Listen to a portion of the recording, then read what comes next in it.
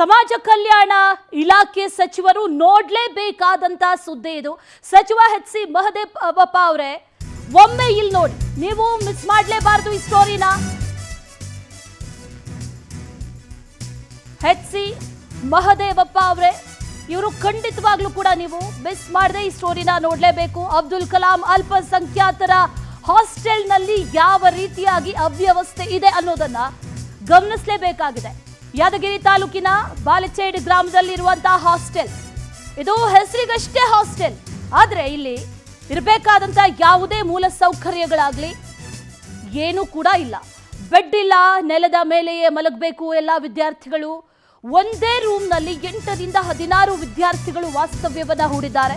ಇಲ್ಲಿರುವಂತಹ ಯಾವುದೇ ರೂಮ್ಗಳಿಗೂ ಕೂಡ ಲಾಕೇ ಇಲ್ಲ. ಮುರಿದ ಶೌಚಾಲಯದ ಬಾಗಿಲು, ಸ್ನಾನಕ್ಕೆ ನೀರಿಲ್ಲ. ಈ ಹಾಸ್ಟೆಲ್ನಲ್ಲಿ ವಿದ್ಯಾರ್ಥಿಗಳ ಜೀವಕ್ಕೆ ಯಾವುದೇ ಸೇಫ್ಟಿ ಅನ್ನೋದೇ ಇಲ್ಲ, ರಕ್ಷಣೆ ಇಲ್ಲ, ಸುರಕ್ಷತೆ ಇಲ್ಲ, ಯಾವುದೂ ಇಲ್ಲ. ಹಾಸ್ಟೆಲ್ನ ಅವ್ಯವಸ್ಥೆ ನೋಡಿ ಯಾವ ರೀತಿ ಆಗಿದೆ ಅಂತ. ಒಂದೇ ರೂಮು, 8 ರಿಂದ 16 ಮಕ್ಕಳು ಅಲ್ಲಿ ಮಲಗಬೇಕು. ಅದು ಒಂದು ಕಡೆ, ಮತ್ತೊಂದು ಕಡೆ ಮುರಿದೋಗಿರುವಂತಹ ಬಾಗಿಲು, ಎಲ್ಲೆಂದ್ರಲ್ಲಿ ಕಿತ್ತೋಗಿರುವಂತಹ ವೈರ್ಗಳು, ಮುರಿದೋಗಿರೋ ಬಾಗಿಲು. ಹೆಸರಿಗಷ್ಟೇ ಇದು ಹಾಸ್ಟೆಲ್, ಆದರೆ ಹಾಸ್ಟೆಲ್ ರೀತಿಯಲ್ಲಿ ಏನಾದ್ರು ಕಾಣಿಸ್ತಾ ಇದೆಯಾ? ವಿದ್ಯಾರ್ಥಿಗಳ ಜೀವಕ್ಕೆ ಬೆಲೆನೇ ಇಲ್ಲ, ಸೇಫ್ಟಿ ಅಂತೂ ಇಲ್ಲವೇ ಇಲ್ಲ. ಯಾಮಾರಿದ್ರೆ ನಿಜಕ್ಕೂ ಕೂಡ ಮಕ್ಕಳಿಗೆ ಆಪತ್ತು ಕಟ್ಟಿಟ್ಟ ಬುತ್ತಿ. ಶೌಚಾಲಯಗಳ ಬಾಗಿಲು ಯಾವ ರೀತಿ ಆಗಿದೆ, ಮಕ್ಕಳು ಯಾವ ರೀತಿಯಾಗಿ ಹೋಗಬೇಕು? ಸ್ನಾನ ಮಾಡಕ್ಕೆ ಹೋದರೆ ಅಲ್ಲಿ ನೀರೇ ಬರಲ್ಲ. ಹಾಸ್ಟೆಲ್ನಲ್ಲಿ ವಿದ್ಯಾರ್ಥಿಗಳು ಪರದಾಡ್ತಾ ಇದ್ದಾರೆ, ಗೋಳಾಡ್ತಾ ಇದ್ದಾರೆ. ಅವರ ಜೀವಕ್ಕೆ ಸೇಫ್ಟಿ ಇಲ್ಲ, ನಮಗೊಂದು ದಿಕ್ಕನ್ನ ತೋರಿಸಿ ಅನ್ನುವಂಥ ಮಾತನ್ನ ಹೇಳ್ತಾ ಇದ್ದಾರೆ. ಸಮಾಜ ಕಲ್ಯಾಣ ಇಲಾಖೆಯ ಸಚಿವರು ಈ ಸ್ಟೋರಿಯನ್ನ ಗಮನಿಸಲೇಬೇಕು. ಅಬ್ದುಲ್ ಕಲಾಂ ಅಲ್ಪಸಂಖ್ಯಾತರ ಹಾಸ್ಟೆಲ್ನ ಅವ್ಯವಸ್ಥೆ ಸ್ಟೋರಿ ಇದು.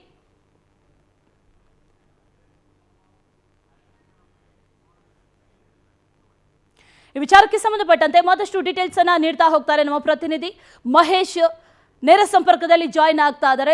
ಮಹೇಶ್, ಇಲ್ಲಿರುವಂತಹ ಅವ್ಯವಸ್ಥೆಗಳು ಆಕ್ಚುಲ್ ಆಗಿ ನೋಡ್ತಾ ಹೋದ್ರೆ ನಿಜಕ್ಕೂ ಕೂಡ ಇಲ್ಲಿ ಬದುಕುವಂತ ಪರಿಸ್ಥಿತಿ ಇದೆಯಾ ಅನ್ನುವಂತ ಪ್ರಶ್ನೆ ಕಾಡ್ತಾ ಇದೆ. ಏನೇನು ಅವ್ಯವಸ್ಥೆಗಳು ಇದೆ ಇಲ್ಲಿ ಸದ್ಯಕ್ಕೆ ಅಂತ? ಎಸ್ ಅಶ್ವಿನಿ, ಏನಂದ್ರೆ ಯಾದಗಿರಿ ತಾಲೂಕಿನಲ್ಲಿ ಬರ್ತಕ್ಕಂತ ಏನಂದ್ರೆ ಬಾಲ್ಚೇಡ ಗ್ರಾಮದಲ್ಲಿರ್ತಕ್ಕಂಥ ಅಲ್ಪಸಂಖ್ಯಾತರ ಇಲಾಖೆಯ ಒಂದು ಹಾಸ್ಟೆಲ್ ಅಲ್ಲಿ ಅಂದ್ರೆ ಅವ್ಯವಸ್ಥೆ ಆಗಾರವಾಗಿ ಕಾಡ್ತಾ ಇದೆ ಎಂಬುದು ಮೇಲ್ನೋಟಕ್ಕೆ ಕಂಡು ಬರ್ತಾ ಇದೆ. ಏನಂದ್ರೆ ಈ ಹಿಂದೆನೂ ಕೂಡ ಏನಂದ್ರೆ ಕಳೆದ ತಿಂಗಳು 29ನೇ ತಾರೀಕು ಪವರ್ ಟಿವಿ ಈ ಸುದ್ದಿ ಬಿತ್ತರಿಸಿದ್ದು. ಆದ್ರೂ ಕೂಡ ಅಧಿಕಾರಿಗಳು ಕೂಡ ಎಚ್ಚೆತ್ತುಕೊಳ್ಬೇಕಾಗಿತ್ತು.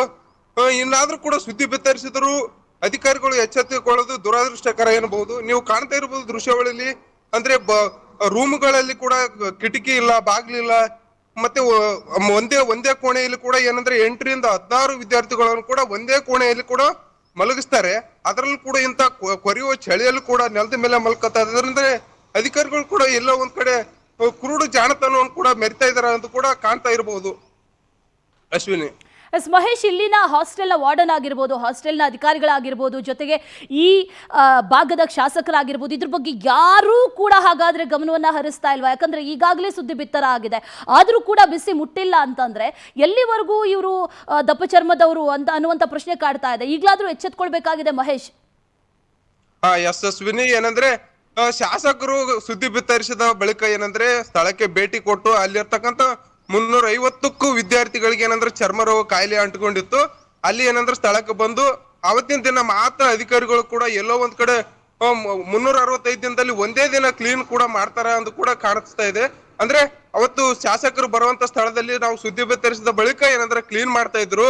ಅದಾದ ಬಳಿಕ ಈಗ ಮತ್ತೆ ಅಲ್ಲಿ ಯಾವುದೇ ರೀತಿಯಾಗಿ ಶುಚಿತ್ವ ಕಂಡು ಬಂದಿಲ್ಲ. ಏನಂದ್ರೆ ನೀವು ನೀರಿನ ಟ್ಯಾಂಕ್ ಕೂಡ ಕಾಣಬಹುದು. ಯಾವ ರೀತಿಯಾಗಿ ಅಲ್ಲಿ ನೀರು ಮಕ್ಕಳಿಗೆ ಅಂತ ನೀರನ್ನು ಕೂಡ ಸ್ನಾನಕ್ಕಾಗಿ ಬರೋದು ಮತ್ತೆ ಕುಡಿಯೋಕ್ಕಾಗಿರ್ಬೋದು ಇವ್ರು ಕೊಡ್ತಾರೆ. ಅಂದ್ರೆ ಎಲ್ಲೋ ಒಂದ್ ಕಡೆ ಇವರು ಅಧಿಕಾರಿಗಳು ಕೂಡ ಸುಮ್ನೆ ಕಣ್ಣ ಮುಚ್ಚಲೆ ಏನಂದ್ರೆ ಆಟ ಆಡ್ತಾ ಇದ್ದಾರೆ ಎಂದು ಕೂಡ ಕಾಣಬಹುದು ಅಶ್ವಿನಿ. ಈಗ ಸುದ್ದಿ ಬಿತ್ತರಾಗಿದೆ. ಈ ನಂತರದಲ್ಲಿ ಈಗ ಏನ್ ಹೇಳ್ತಾ ಇದಾರೆ ಹಾಸ್ಟೆಲ್ನ ಸಿಬ್ಬಂದಿ? ಈಗಲಾದ್ರೂ ವ್ಯವಸ್ಥೆಗಳನ್ನ ಸರಿಯಾಗಿ ಮಾಡಿ ಕೊಡ್ತಾರಂತ ಅಥವಾ ಅದು ಸಾಧ್ಯವೇ ಇಲ್ವಂತ ಏನ್ ಹೇಳ್ತಾರ ಅವರು? ಎಸ್ ಅಶ್ವಿನಿ, ಏನಂದ್ರೆ ಅಧಿಕಾರಿಗಳು ಕೂಡ ಏನಂದ್ರೆ ಸ್ಥಳಕ್ಕೆ ಭೇಟಿ ಕೊಟ್ಟಿದ್ರು. ಈಗ ಮತ್ತೆ ಏನಂದ್ರೆ ಸುದ್ದಿ ಬಿತ್ತಾರೆ ಪವರ್ ಟಿವಿ ಯಾವುದೇ ರೀತಿಯಾಗಿ ಅವ್ರಿಗೆ ಕಣ್ಣು ಮುಚ್ಕೊಂಡು ಕೂಡಂತ ಕೆಲಸ ನಾವು ಮಾಡಂಗಿಲ್ಲ. ಏನಂದ್ರೆ ಈಗ ಅಧಿಕಾರಿಗಳು ಕೂಡ ಮಾತನಾಡ್ತಾ ಇದ್ರು. ಅಂದ್ರೆ ಸ್ಥಳಕ್ಕೆ ನಾವು ಈಗ ಆಗ್ಲೇ ಕೂಡ ಅಲ್ಲಿ ಕೆಲಸ ಕೂಡ ಮಾಡ್ತಾ ಇದೀವಿ. ಅಂದ್ರೆ ವಿದ್ಯಾರ್ಥಿಗಳು ಕೂಡ ತೊಂದರೆ ಆಗಿದೆ ಅಂತ ನಾವು ನೋಡ್ಕೊಳ್ತೀವಿ ಅಂತ ಕೂಡ ಅಧಿಕಾರಿಗಳು ಕೂಡ ಹೇಳಿರ್ತಕ್ಕಂಥದ್ದು Ashwini. Okay Mahesh, thank you ನಿಮ್ಮೆಲ್ಲ ಡೀಟೇಲ್ಸ್ಗೆ. ಪವರ್ ಡಿಜಿಟಲ್ ಇದು ನಿಮ್ಮ ಶಕ್ತಿ.